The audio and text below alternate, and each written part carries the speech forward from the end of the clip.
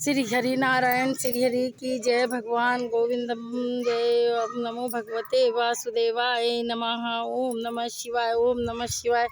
नारायण हरि। अथ गीता। आज चौथे अध्याय का गीता के महत्व को सुनिए। श्री नारायण जी बोले, हे लक्ष्मी, गीता पाठी से जो छूकर भी अधर्मी विवेक को प्राप्त होते हैं। अब एक कथा श्रवण कर। भागीरथी गंगा के तट पर एक वैष्णव साधु रहता था। वह नित्य पाठी श्री गंगा जी का में स्नान करके गीता जी के चौथे अध्याय का पाठ करता था। एक दिन वह साधु वन में गया, जहाँ दो बेरी के वृक्ष पास पास खड़े हुए थे।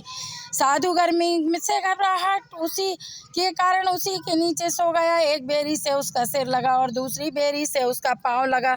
वह दोनों बेरियां उस योनि से छूटकर एक ब्राह्मण के घर में कन्या के रूप में जन्म ली। कन्या को उत्पन्न हुई। जब वह बड़ी हुई तो उन्होंने सोचा कि जिस तपस्वी से हमें बेरियों की अधम देह छूटी है, उस तपस्वी के हमें दर्शन करना चाहिए, और यह अधम देह से छुटकारा दिलाया था। उन्होंने अपने पिता से तीर्थ जाने की आज्ञा लेकर चली गईं। काशी में जाकर उन्होंने उस साधु वैष्णव को देखा तो वह उसके आगे जाकर दंडवत करके बोली, हे साधु महात्मा, क्या आपने हमें पहचाने?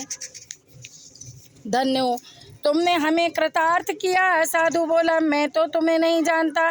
वे दोनों बोली, हम वे बेरियां हैं जिनको आपने उद्धार किया है।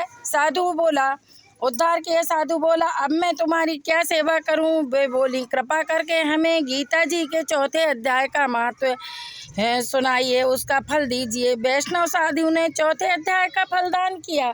वे दोनों उसी समय देवदेही छोड़कर बैकुंठ को गईं। नारायण जी बोले, हे लक्ष्मी, तूने चौथे अध्याय का महात्म्य सुना। इति श्री पद्म पुराणे सती ईश्वर संवादे उत्तराखंड गीता महात्म्य नाम चतुर्थो अध्याय संपूर्ण। बोलो गीता महारानी की जय। जो गीता जी के चौथे अध्याय का प्रतिदिन पाठ करेगा वह बैकुंठ का वासी बनेगा। सुमन शुक्ला भक्ति संगीत चैनल में आपका हार्दिक स्वागत और अभिनंदन है। यदि आपको मेरी गीता जी की चौथे अध्याय का महत्व पसंद आया हो तो आप प्रतिदिन पढ़ें। मेरी बहनें अपने जीवन को कृतार्थ बनाएं। नारायण श्री हरि की जय। गुरु महाराज की जय।